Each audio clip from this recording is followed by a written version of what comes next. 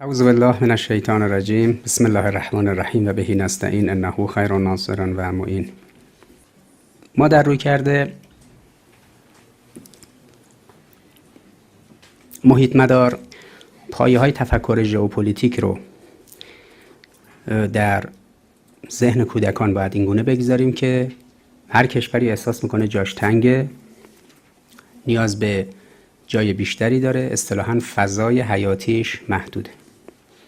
هرگاه کشوری احساس کنه فضای حیاتیش محدوده، زمینه ای رو فراهم کرده که دست به کشورگشایی بزنه.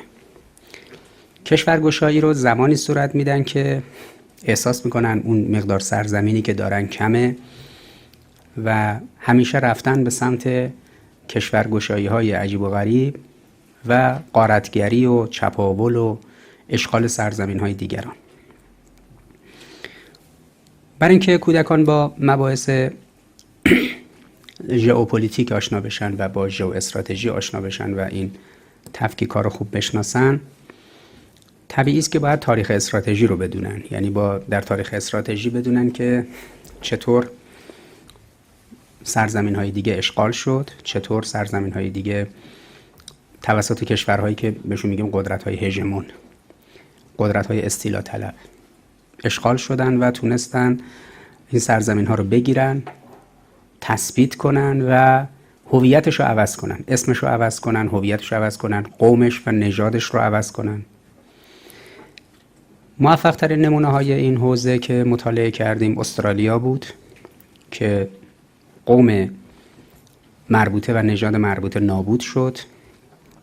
نیوزیلند هم همینطور و امروز کشورهایی به نام استرالیا و نیوزیلند به وجود اومده که اساساً از اول همچین کشوری نبوده، کمتر از 100 و تقریباً 70-80 سال. در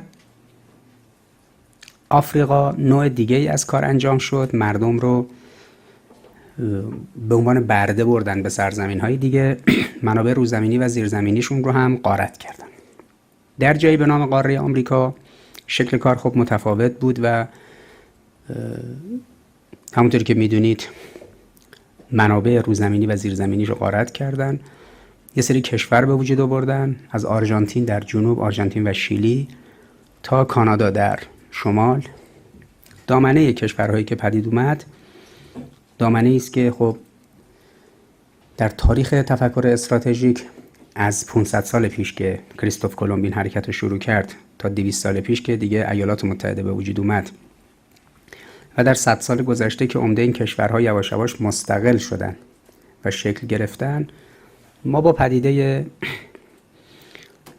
ساختار استعمارگری به شکل جدیدش آشنا شدیم.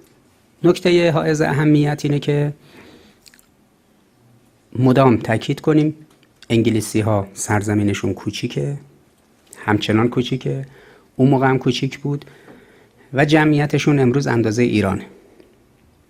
سرزمین انگلیس 1/6 ایران خاک داره، 1/6 ایران وسعت داره. الان جمعیت ایران 80 میلیونه. تقریبا کشور انگلیس الان 75-6 میلیون نفر، یعنی جمعیتش به جمعیت ایران نزدیکه، ولی در 1/6 سرزمین ایران. پس میبینید تراکم جمعیت وجود داره، یعنی سرزمین کوچیک و تراکم جمعیت بسیار بالا.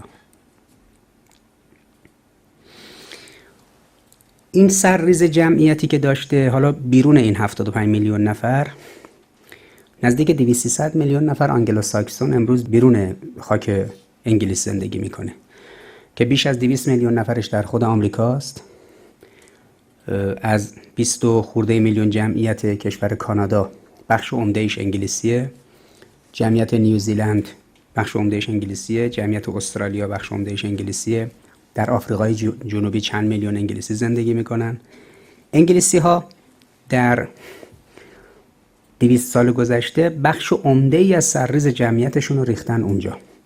پس عملاً میتونیم بگیم الان آنگلوساکسون های روی کره زمین مثلا 375 میلیون نفرن، 70 میلیونش تو انگلیس، 300 میلیونش بیرون انگلیس. این روح ژئوپلیتیک، یعنی یک کشوری سرزمینش کمه، کوچیکه، میگن فضای حیاتی. برای حیاتش، برای زندگیش فضا کمه، محدوده، باید بره سرزمین های دیگر رو بگیره و اونجا رو اشغال کنه، نگه داره.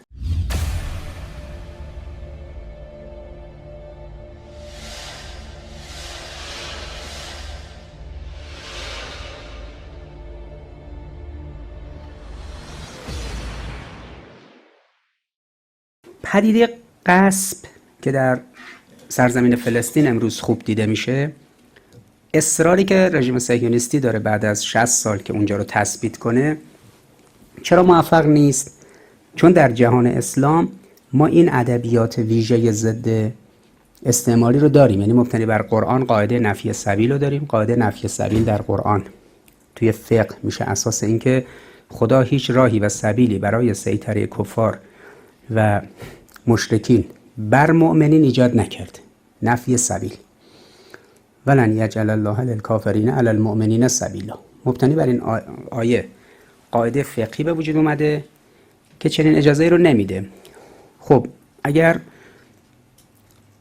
استرالیا یا سرزمین سرخپوستا که حالا بهش میگن آمریکا، قاره آمریکا، اگر اونها هم این آیه رو داشتن، مبانی اسلام رو داشتن، مبانی فقه استراتژیک رو داشتن، خب قطعا این بلا سرشون نمی اومد. یعنی بهشون دینشون اجازه نمیداد. حتی اگه جونشون گرفته میشد حق نداشتن اجازه بدن که سرزمینشون دست کسی دیگه بیفته و دیگران بر مال و جان و ناموسشون حاکم بشن. چون این بنیان نظری رو ندارند، طبیعی است که به سادگی اون سرزمین ها اشغال شد و فضای حیاتی که اروپایی ها نیاز داشتن، اسپانیایی ها و انگلیسی ها و بعد هم فرانسوی ها ریختن اونجا، اون سرزمین رو اشغال کردن، اسمش رو گذاشتن قاره آمریکا. یکی از این نمونه ها رو مطالعه کردیم. بخش مقدماتی ورود رو که ماجرای پوکانتس بود. یک کاروانی از انگلیس آمدن اونجا به نیت طلا از طرف ملکه و امپراتوری انگلیس.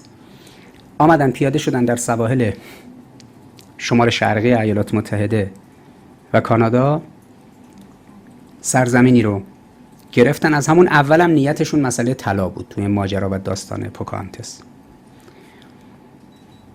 اتفاقاتی افتاد و برخوردی با سرخپوستا صورت گرفت. اصل ماجرا یه چیز دیگه بوده که خب بررسی کردیم. منتقدی آمده بود بین ماجرای واقعی با آنچه که هالیوود ترسیم کرده بود تفکیک قائل شده بود و گفته بود که چه تمایزاتی دارن اینا از هم. اون رو مورد بررسی قرار دادیم و این نکته رو مورد اشاره قرار دادیم که انگلیسی ها آمدن سرزمین سرخپوستا رو گرفتن و این سرزمین با این ماجراهایی که تعریف کردن به اشغال در اومد و دیگه امروز هویت سرخپوستی نداره. کاملا هویت آمریکای شمالی، کاملا انگلوساکسونه. آمریکای مرکزی و آمریکای جنوبی ماهیتی اولا اسپانیایی و بعدم پرتغالی داره. استثناً کشور برزیل به اشغال پرتغالیا در اومد، الان زبانش پرتغالیه. ولی کشور مکزیک تا کشور شیلی و آرژانتین، تمام این کشورها عمدتاً زبانشون اسپانیش. این دو تا بخش الان برای ما مشخص و روشن شده. مرحله دوم، ادامه این حرکت رو امروز بررسی کنیم در رویکرد محیط مدار که در سلسله این مباحث یک کودک در مقطع ابتدایی آشنا بشه با اینکه خب اینا آمدن ساحل شمال شرقی آمریکای فعلی پیاده شدن، جایی که امروز بهش میگیم فیلادلفیا، نیویورک، بوستون، و بخش فرهنگ سنتی انگلیسی در شمال شرق آمریکاست. یعنی کسایی که در مطالعاتشون میخوان ببینن که فرهنگ سنتی انگلیسی که وارد خاک آمریکا شده و حفظ شده کجا دیده میشه، توی منطقه فیلادلفیا، به خصوص در شهر بوستون.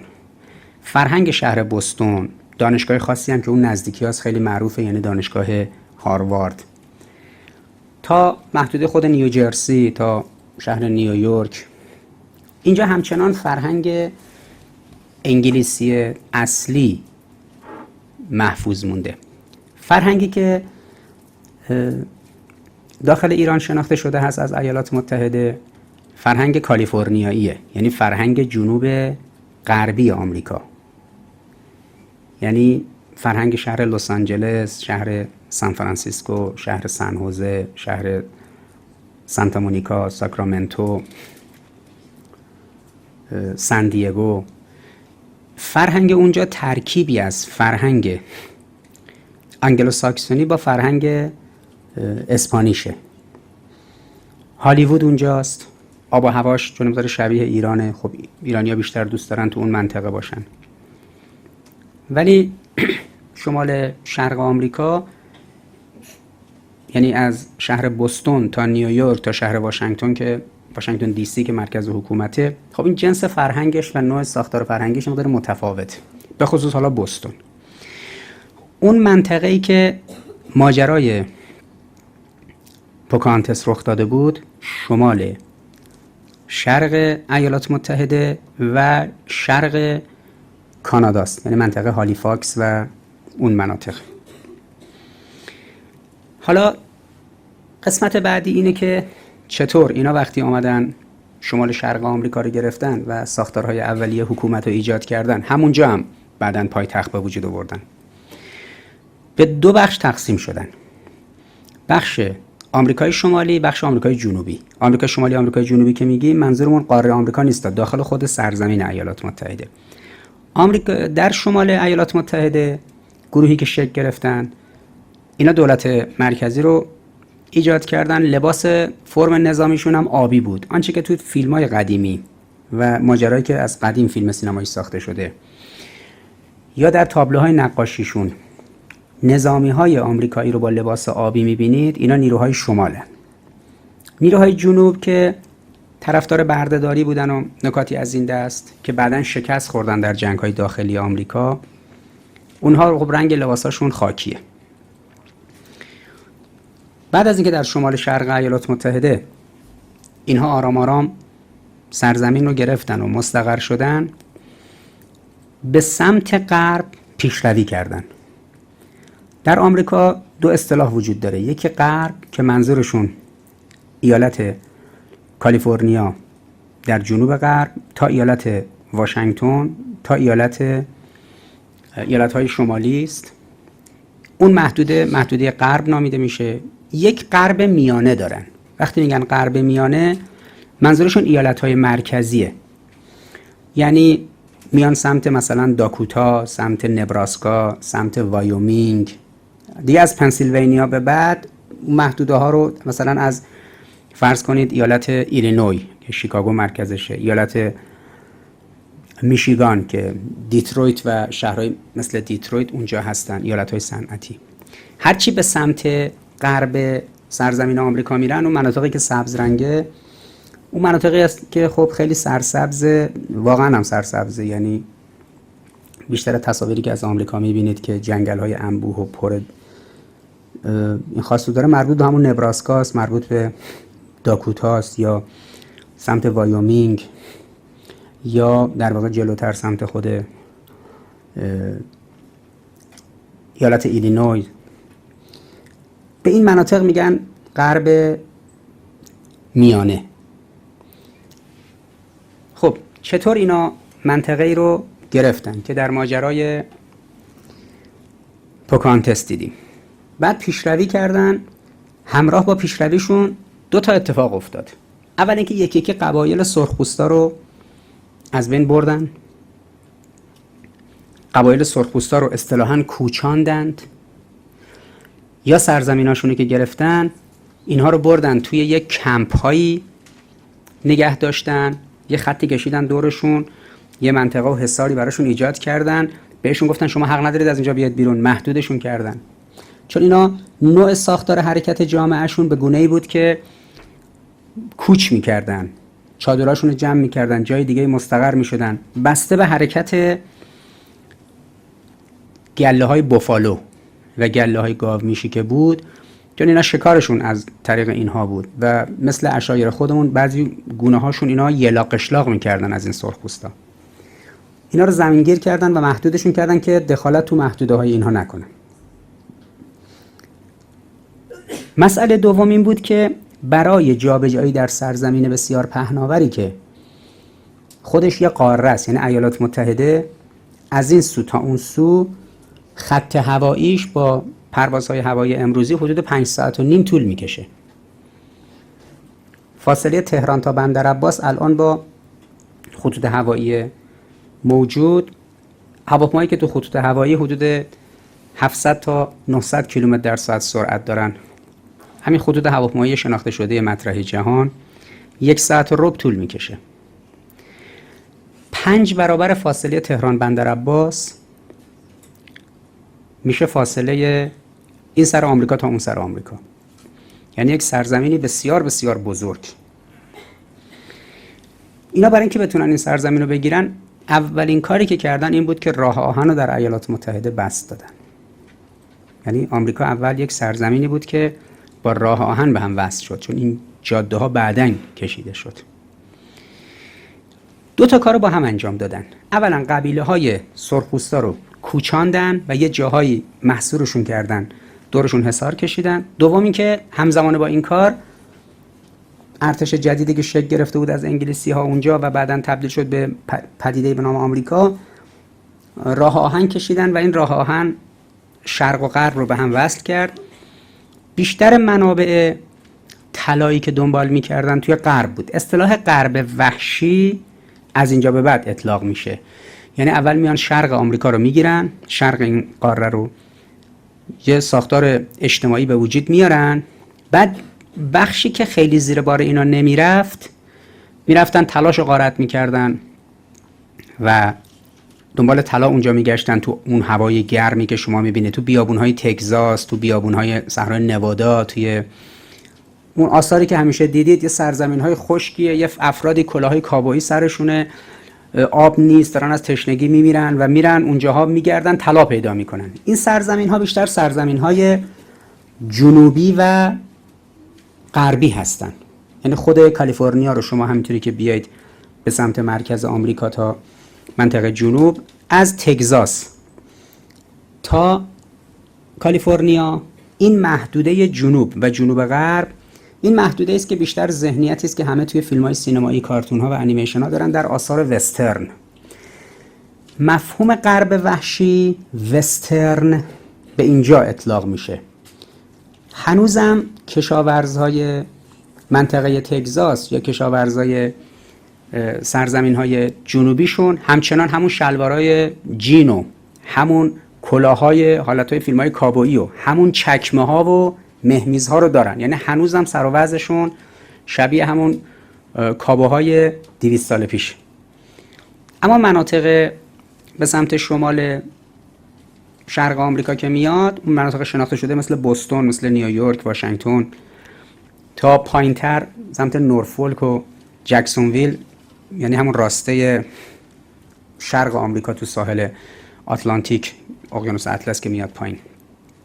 مثلا فرهنگ و فکر و حال و هوا اینا یه چیز دیگه است. به سمت اون دماغه‌ای که به سمت کوبا کشیده میشه، یعنی ایالت فلوریدا، شهر میامی، تا کل دور خلیج مکزیک، یعنی ایالت همین لوئیزیانا، اون شهر نو اورلئان، فضای اینجا به خاطر اینکه هوا شرجیه و ساختار فرهنگشون هم به اسپانیایی ها و کوبایی ها و اونا نزدیکه و مکزیکی ها اصلا بیشتر اینجا سیاه‌پوستن و رنگین پوستا هستن، اسپانیایی زبان ها هستن، ترکیبشون با محیط جامعه انگلیسی خود آمریکا یه چیز دیگه شده.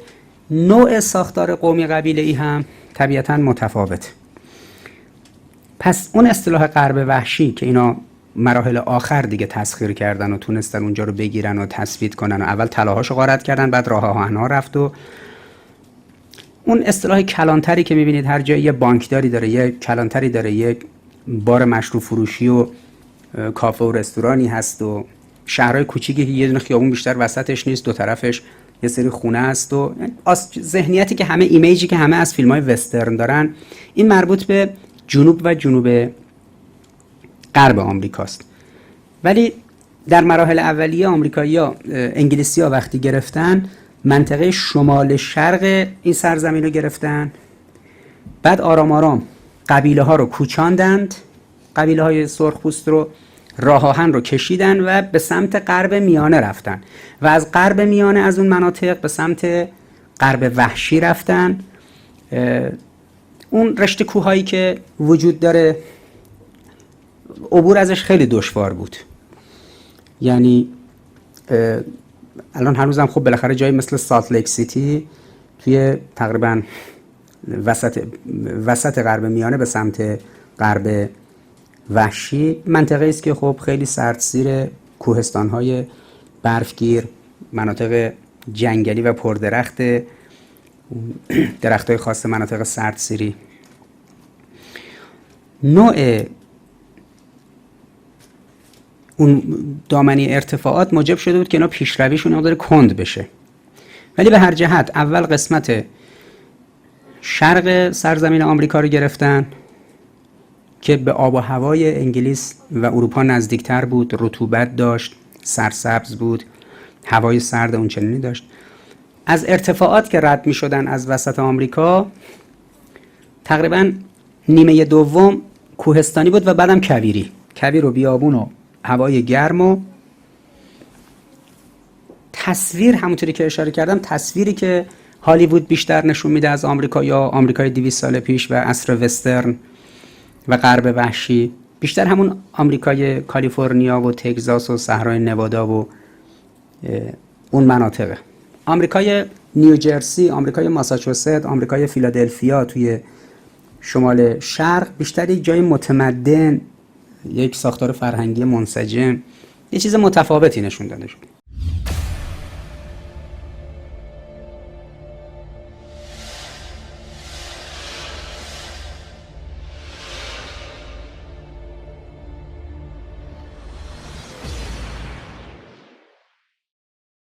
در بخش تاریخ استراتژیک و تفکر استراتژیک در کودکان، بلافاصله بعد از ماجرای پوکاهانتس که چگونه این ایمیجی میده که تصویری میده که چگونه اینا آمدن در اون ساحل پیاده شدن و گرفتن اونجا رو و با سرخپوستا مهاجه صورت دادن.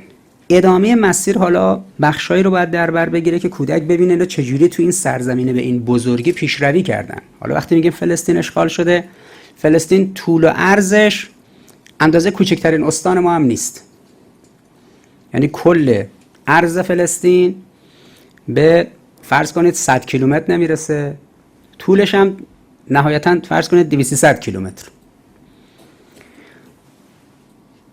یه جای این چنینی رو وقتی جایی مثل غزه رو گرفتن، الان یه باریکه مثل غزه که دست فلسطینی‌ها مونده، طولش حدود 40 کیلومتر، عرضش چند کیلومتر دیگه، 5-6 کیلومتر، 10 کیلومتر. یه باریکه است که تراکم جمعیتی وجود داره.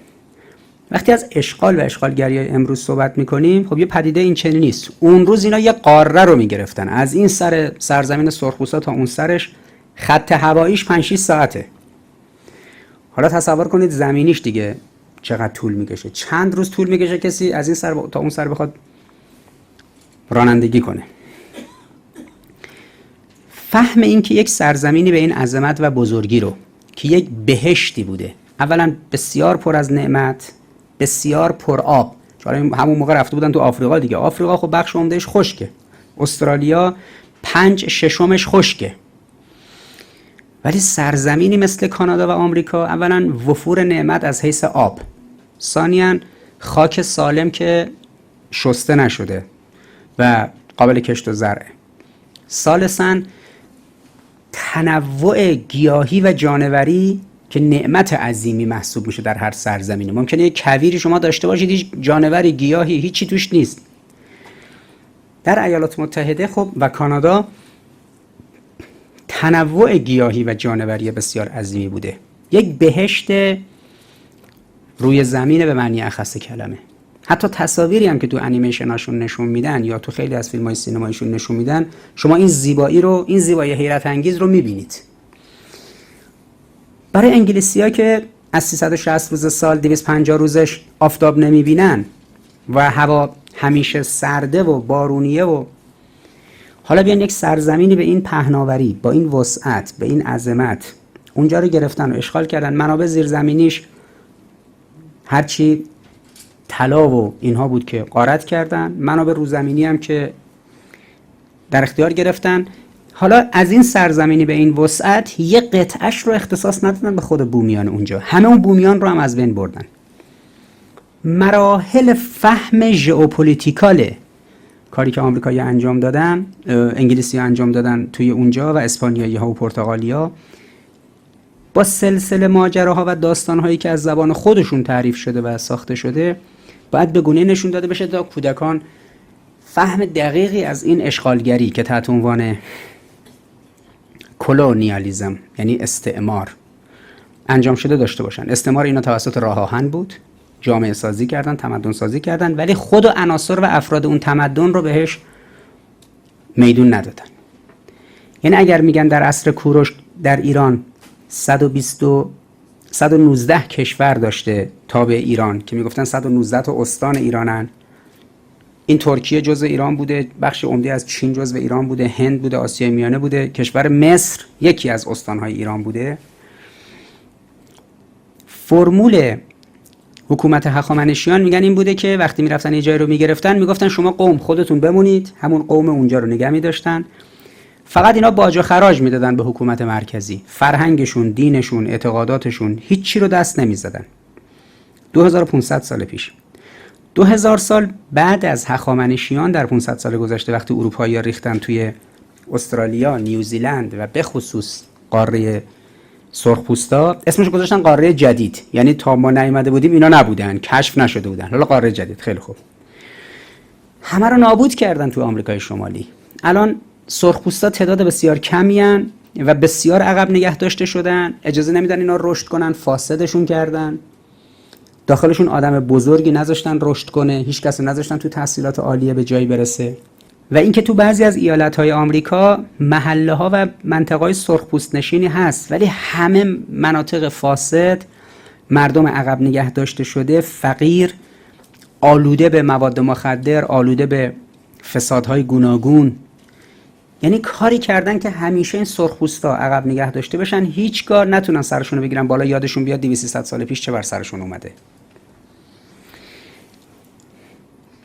پس این که در یک ساختار تمدنی امپراتوری میبینیم یک دامنه امپراتوری وجود داره، میاد سرزمین‌هایی رو میگیره، ضمیمه میکنه به خاک خودش، میگه فقط شما باج و خراج رو بدید، فرهنگتون برای خودتون، دینتون برای خودتون، حکومت دست خودتون، اصلا از خودشون حاکم و افرادی رو میذاشته که همون مفهوم دست نشانده. اما اینا نه به دین اینا رحم میکردن، نه به فرهنگ اینا رحم میکردن، نه به خودشون، کلا نابود کردن. هم توی استرالیا نابود کردن، هم تو نیوزیلند، هم توی آمریکای شمالی. البته هنوز توی کانادا یه درصدی از اینا هستن، یه حیاتی دارن، اما توی ایالات متحده تقریبا سرخپوستا به شدت نابود شدن. وقتی شما وارد آمریکای لاتین بشید، در بولیوی، در پرو بومی ها هستن، منتهاش خب دیگه تاثیرگذار نیستن. شناخت این و تبیین این بسیار حائز اهمیت.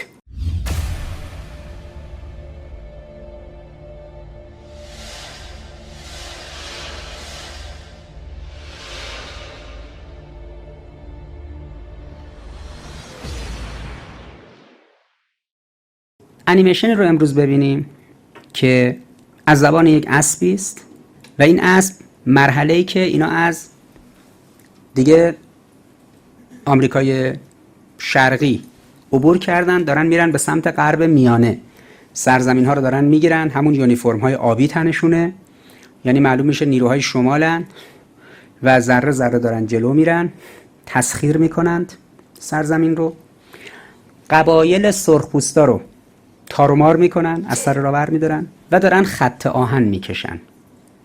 راه آهنی که میکشن، اون راه آهن برای اینه که بتونن نفوذشون رو جلو ببرن. در این انیمیشن ما یه قبیله سرخپوست رو میبینیم که نابود میشه، یک گله اسب وحشی رو میبینیم. تصویری که نشون داده شده توسط خود این طراحان این انیمیشن محیطی بسیار آرام، زیبا و یک بهشت روی زمین. و اینکه این آرامش رو چطور سفیدپوستا اومدن به هم زدن، این محیطی به این زیبایی رو چطور سفیدپوستا اومدن ویران کردن. در جدال احسن خب این خیلی خوب جواب میده. و کشمکش و درگیری که بین اینها وجود داره، بین سفیدپوستا و سرخپوستا و این اسب و سازوکارهای دیگه، این وقتی در کنار فیلم پوکاهانتس پشت سر هم در یک مرحله به کودکان ارائه بشه، در فضایی که استرالیا رو بحث کردیم باهاشون، آفریقا رو بحث کردیم، مناطق دیگر رو بحث میکنیم، وقتی وارد محدوده سرزمینی سرخپوستا میشیم چطور سفیدپوستا رفتن اونجا رو گرفتن و این مصیبت رو درست کردن، این ذهنیت و این تصویره به کودک داده میشه که ژئوپلیتیک یعنی چی، فضای حیاتی یعنی چی، جاشون تنگه و باید یه سرزمین دیگر رو اشغال کنن، کار خودشون رو بسط بدن یعنی چی. این رو انشالله ادامه خواهیم داد. یعنی ما سلسله مباحث تخصصی چگونگی اقدامات 500 سال گذشته دوره استعمار رو، چطور سرزمین‌ها رو گرفتن، اشغال کردن، به گونه‌ای که وقتی پشت سر هم در طول چند هفته شما اینا رو در یک مسجد، در یک کانون، در یک فرهنگسرا، در یک مدرسه، هر جا اینا رو پشت سر هم نشون بدید و توضیحات رو هم ارائه کنید، اون کودک در مقطع دوم ابتدایی، سوم ابتدایی یا نهایتاً چهارم ابتدایی یک ذهنیتی پیدا میکنه از چگونگی اشغال سرزمین‌های دیگه و تبیین و تثبیت این نکته. موارد تکمیلی داره که من بعد از پخش فیلم اجمالاً اونا رو بهشون خواهم پرداخت.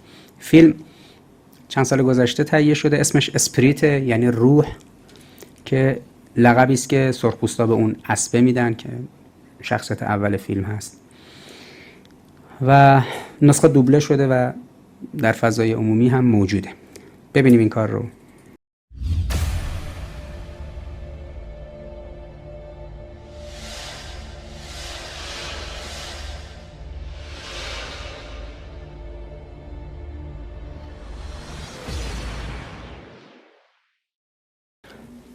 در رویکرد محیط مدار مسئله ژئواستراتژی و ژئوداکترین مطرحه. جای کسی تنگه و میره کشوری رو اشغال میکنه. کشور انگلیس سرزمین سرخپوستا رو به همراه اسپانیایی‌ها اشغال کردن. انگلیسی‌ها مرحله به مرحله سرزمین پهناور و غنی سرخپوستا رو که به اشغال خودشون درآوردن، اونها رو کشتن و سرزمین اونها رو غصب کردن. سرخپوستا با امکانات محدود خودشون مقاومت کردن، اما در نهایت اشغالگران انگلیسی اونها رو حذفشون کردن و کشور آمریکا رو پدید آوردن. این مقاومت از زبان و عملی اسب وحشی توی سرزمین سرخپوستا نمایش داده شده. پس از نمایش فیلم زندگی پوکاهانتس در مواجهه سرخپوستان با انگلیسی‌ها، فیلم اسپریت یک اثر کنایه از اینه که چطور سرخپوستا مقاومت کردن، از مقاومت سرخپوستا و اسب‌های سرزمین اونها در برابر سفیدپوستاست. حضور انگلیسی‌ها در سرزمین سرخپوستا تثبیت شد و اونها رو در شمال شرق ایالات متحده به عنوان یک به اصطلاح ساکنین ثابت دیدیم. خودشون رو مستقر کردن و ساختاری از ارتشی به وجود آوردن، یونیفرم آبی ها رو که خیلی معروفن در تاریخ آمریکا، به عنوان لباس رسمی نظامی خودشون شکل دادن. در این فیلم ماجرای حرکت اشغالگران از شرق آمریکا و غرب میانه، یعنی از نبراسکا به سمت یوتا به سمت در واقع ایالت واشنگتن، در مسیر حرکت از شرق به غرب، راه آهنی رو که از شرق و غرب می‌کشیدن، اون ماجرا رو بخشش رو بیان میکنه و اینکه چطور قبیله ها رو از سر راه برمی‌داشتن، تار و مار می‌کردن و این سرزمین پهناور و غنی رو اشغال می‌کردن.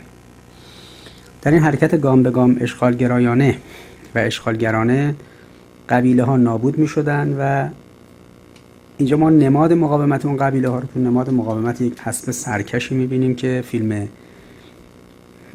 اسپریت یعنی روح، از این روح سرکش سرچشمه و الهام میگیره. در حرکت اشغالگرا ابتدا ماجرای پوکاهانتس رو باید ارائه کنید که در اون پیاده شدن اشغالگرا تو سرزمین سرخپوستا دیده میشه. سپس به سرزمین اونها دستاندازی میشه و اونجا رو غارت میکنه. بعدش باید انیمیشن اسپریت رو ارائه کنید که در اون پیشروی از شرق به سوی غرب صورت میگیره. نقشه آمریکا رو نشون بدید، توضیح بدید که چطور از شمال شرق آروم آروم به سمت غرب میانه مرکز و به سمت غرب به اصطلاح وحشی به قول اونا حرکت کردن.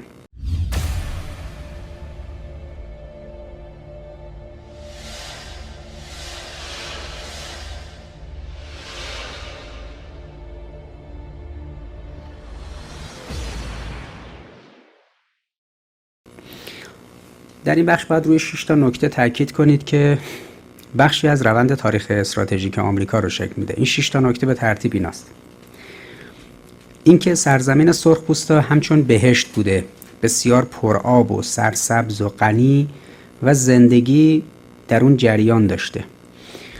چون تو قالب آثار هنری که نشون داده شده از آمریکا و توی انیمیشن ها، توی فیلم های سینمایی و غیره، این ساختار پر از نعمت بودن سرزمین آمریکا به خوبی نشون داده شده. توی این اثر هم دیدید که زیبایی های بسیار گسترده و چشماندازهای بسیار زیبا. روی این نکته تاکید بشه که یک سرزمین لمیزرعی نبوده، یک کویر نبوده، یک بیابون نبوده، بلکه یک جای بسیار بسیار غنی و پر از نعمت بوده.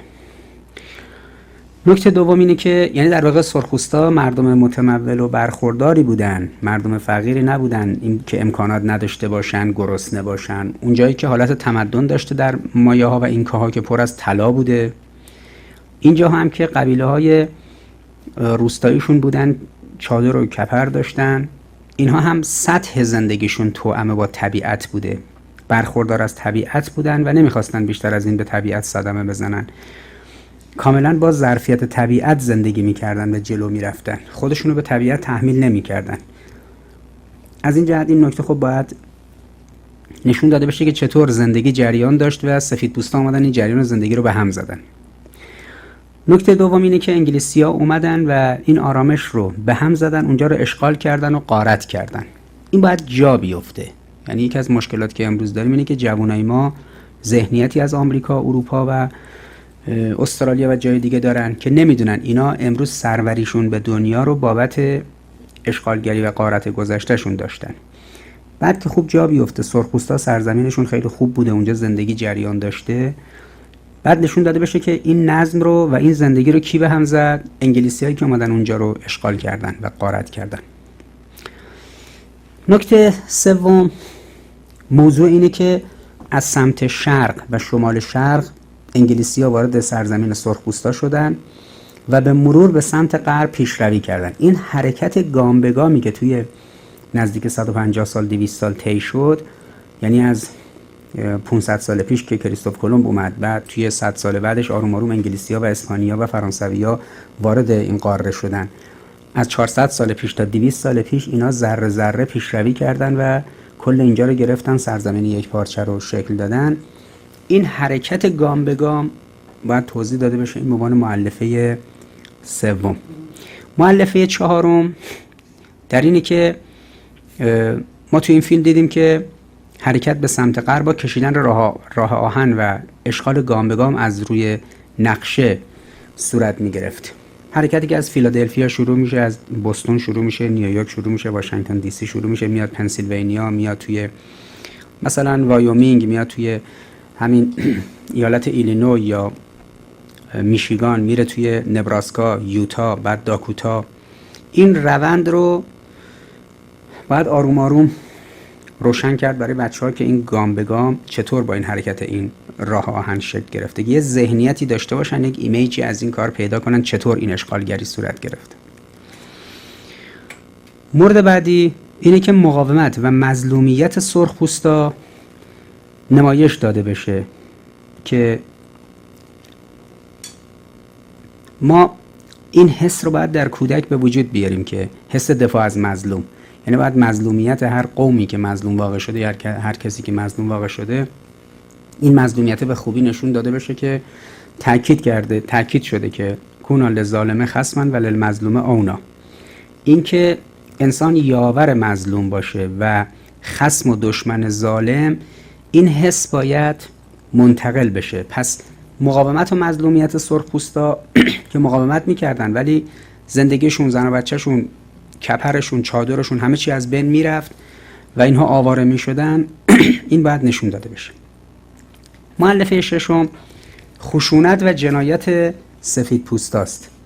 این هم باید روش تاکید بشه، انگشت گذاشته بشه. سبوعیتی که این فرمانده آبی پوش داشت و روح به اصطلاح تکبری که داشت، اون روح وجه استکباریش، این باید مشخص بشه. پس سرزمین سرخپوستا یه جایی بوده مثل بهشت، پر از نعمت. دوم، انگلیسی ها اومدن این آرامش رو به هم زدن، زندگی رو به هم زدن، غارت کردن اینجا رو. سوم این که از سمت شرق و شمال شرق وارد این سرزمین شدن و به مرور به سمت غرب رفتن. چهارم این که حرکتشون در رفتن به سمت غرب توأم با تسهیلاتی بود که تحت عنوان مثلا خط آهن و نکاتی از این دست ایجاد کردن. جامعه سازی اولیه‌شون هم به این شکل بود که از ساخت راه آهن شروع می‌کردن، هر جا می‌رفتن یک کلیسای اول می‌زدن، یک بار مشروب فروشی و این جاهایی که یک مسافرخونه است و عمدتاً هم اولین حرکتاشون تو هم با همون ساختاری که می‌بینید تو این فیلم‌های وسترنشون، مشروب فروشی و غیره. یک فرد کت شلوار پوشی که بانکدارشون هست همراهشون بوده و بر هر منطقه هم فوراً یه ناظمی ایجاد کردن به نام کلانتر. یعنی این 4-5 تا سیستم اصلی: سیستم اول سیستم راه آهن، جاده کشی; سیستم دوم سیستم به اصطلاح اسکانشون که یک اسکان موقتی بوده که یک مسافرخونه بسیار کوچیک 2-3 تا اتاق بالا داشته و یه بار مشروب فروشی. سیستم سوم ساختار مذهبی بوده که یک کلیسای ایجاد می‌کردن و کار میسیونری و ترویج مسیحیت رو انجام میدادن. سیستم چهارمشون نظام بانکداریشون بوده که طلاهایی که جمع می‌شده کسایی بودن یه پولهایی میدادن و هزینه ها رو تامین می‌کردن. سیستم بعدی که سیستم آخرشون هست تو این زمینه، کلانتری بود که وظیفه ایجاد نظم و امنیت رو داشت. با این 5 تا سیستم ارتش وقتی میومد یه جایی رو میگرفت، سرخپوستا رو تارومار میکرد، این 5 تا زیر نظام رو ایجاد میکردن.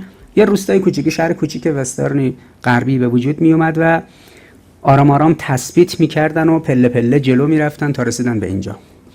این مراحل ساده تسخیر یه جایی و جامعه سازی باید نشون داده بشه.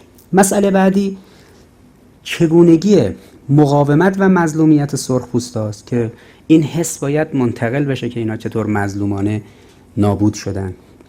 و از سوی دیگه خشونت و سبعیت و جنایت سفید پوستا باید روش انگشت گذاشته بشه.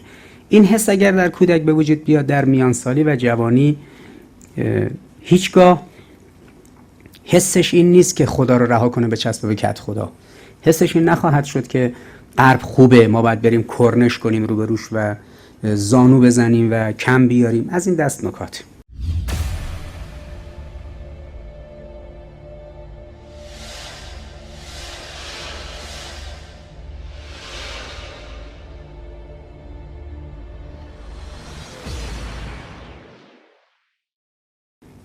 در این فیلم سرسختی اسب جوان، قبیله گرایی او، مقاومت سرسختانش در برابر متجاوزین و کولی ندادن به سفید پوستا، روح عزت و مقاومت و رزمندگی رو در کودکان به ویژه پسران تقویت میکنه.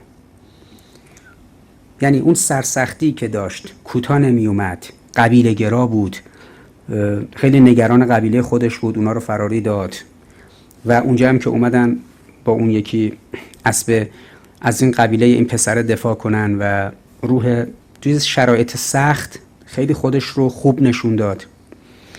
مقاومت سرسختانه‌ای که در برابر متجاوزین داشت، کولی نمیداد به سفید پوستا به هیچ وجه. یه جور روح عزت و مقاومت و رزمندگی و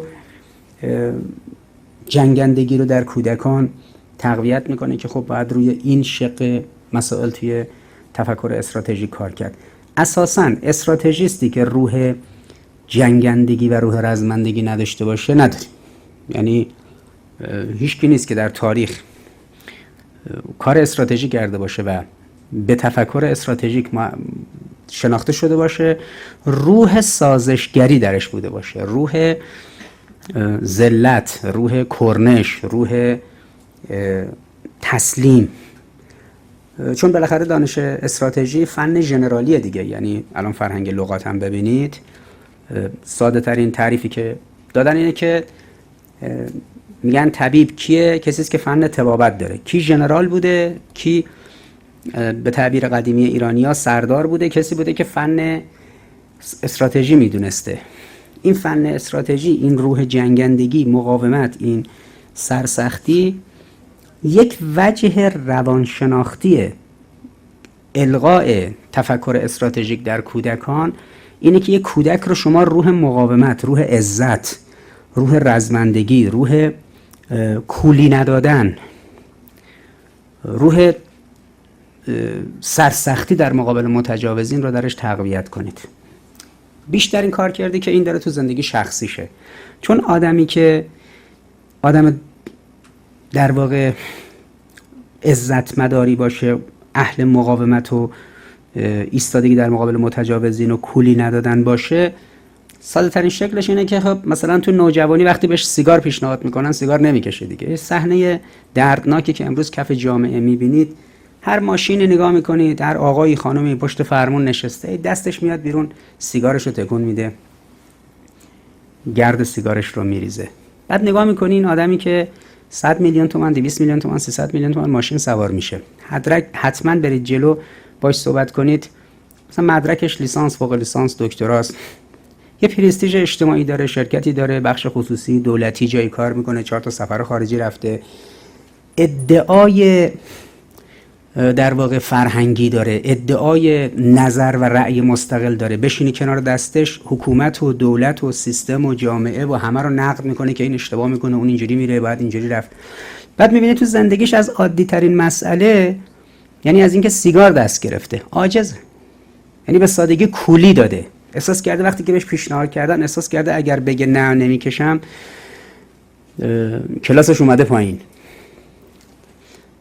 از همینجا شروع میشه. انسان‌ها تو زندگیشون از همینجا کولی میدن به نفسشون، کولی میدن به در واقع اون اسب سرکش نفسانیت خودشون.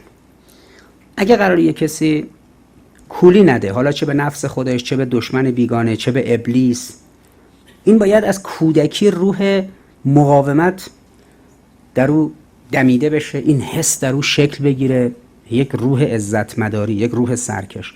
خب این در فحوای سازوکار این انیمیشن این روح به خوبی دیده شده.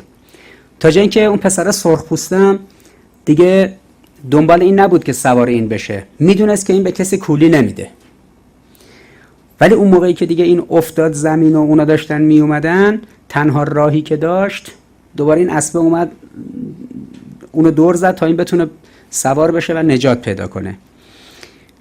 این خیلی نکته مهمیه که حالا بارها هم تاکید میشد که این به کسی کولی نمیده، نمیدونم سواری نمیده.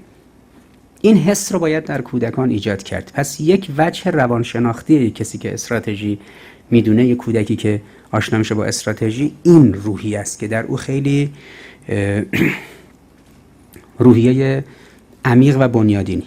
دختر بچه هایی که این روحیه رو پیدا کنن طبیعتاً در دوره جوانیشون انسان های عزت مداری بار میان که حاضر نمیشن این وجه در واقع رفتار زننده‌ای که بعضی دخترها تو کف خیابون دارن، رفتار نامناسبی که پوشش غلطی که دارن، و حاضر میشن هزار جور چشم حریص و نامحرم اونا رو ببینه و از این موضوع لذت میبرن. انگار اون اسبه که حاضر میشه هر کسی در واقع زین بذاره پشتش و ازش سواری بگیره. این روح عزت، روح مقاومت رو توی فحوای اینجور آثار روش انگشت بگذارید، یعنی برجسته بودن اون شخصیت رو نشون بدید. حالا یه موقعی استراتژیستای کوچولوی ما میشدن اون ماهیا، یه موقعی میشد مثلا یه موجود دیگه تو هر کدوم از اون انیمیشن ها، یه بار میشد اون بری زنبوره، یه بار میشد اون مورچهه، این بار این اسفه است. یعنی ما از هر کدوم از اینا توی آیت خودشون و تمثیل خودشون اون روح مقاومت رو گرفتیم. یک وجهش هم اینه.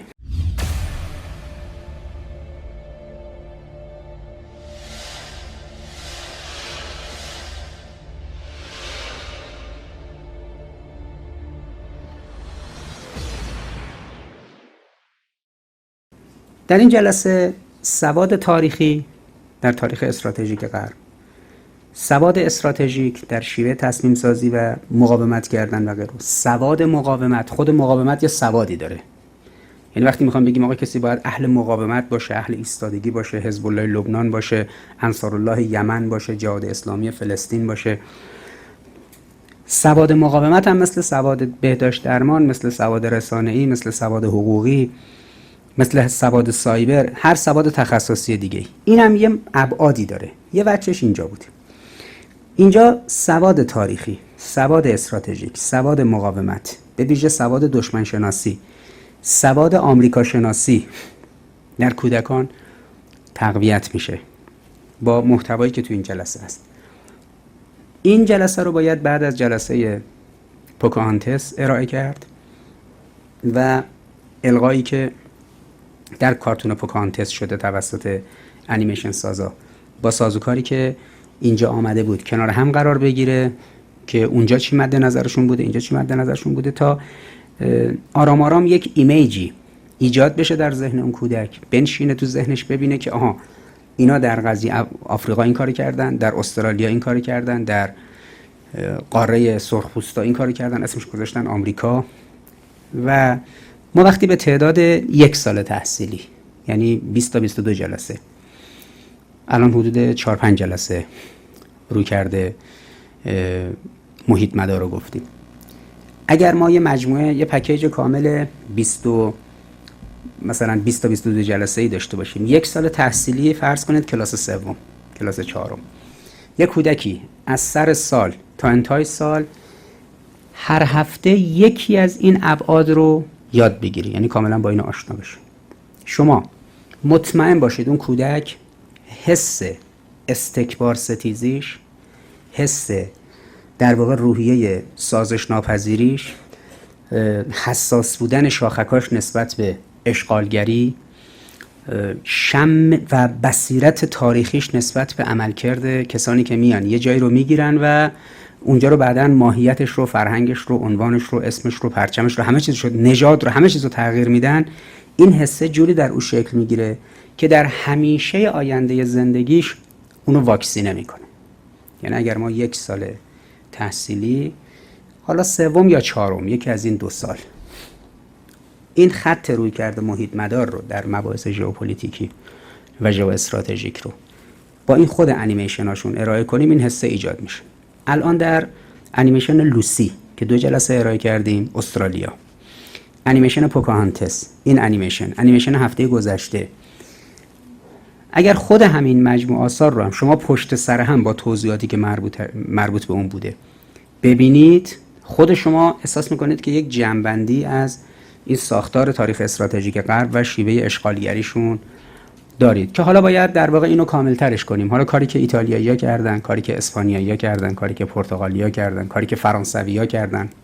امروز ما چند ساعت با این مسئولین مرکز مطالعات استراتژیک فرانسه جلسه داشتیم. خب خیلی براشون مهمه که دانش استراتژی که اونا یه موقعی مثلا با آندره بوفر که اینجا متونش 30 سال پیش تدریس میشد، امروز در دانش استراتژی ما به استقلال نسبی رسیدیم. خب براشون مهمه، اینا فکر میکنن به ما ایرباس دادن، حالا نرم افزارم میدن، ولی حرفش اینه که از اینجا که میرن باید یه دونه وانت ما پشت سر اینا مطالب بهشون بدیم که آقا برید کشورتون تمدنتون داره میپاشه و باید این کارو بکنید. یعنی کلی مشق و نمیدونم دیویدی و سازوکار مربوطه و چون که بحران فکری، اعتقادی و فرهنگی دارن، این حس، این که اینا ریختن تو سالها و قرنها، کشورهای دیگر رو تسخیر کردن، نابود کردن، یه حس تکبر و غروری بهشون داده. حالا میبینن از کل اون چیزی که داشتن تنها چیزی که دستشون مونده تکنولوژیه.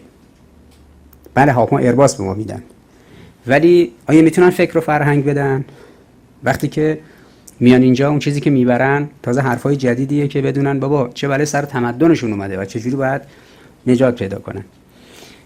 از این جهت ما اگر یک دوره 1 ساله رو اختصاص بدیم در سیلابس درسی استراتژی برای کودکان در مقطع ابتدایی، 1 سال تحصیلی رو اختصاص بدیم به رویکرد محیط مدار و در مقطع راهنمایی و دبیرستان هم 1 سال رو پایه‌های تفکر استراتژیک جغرافیا مدار جوری در کودک نهادی نمیشه که هیچگاه وقتی اینا به جایگاه‌های اداری و حکومتی میرسن بعدن این حس بهشون دست نده که با بیگانه باید از سر سازش و همراهی در بیان. و سلام.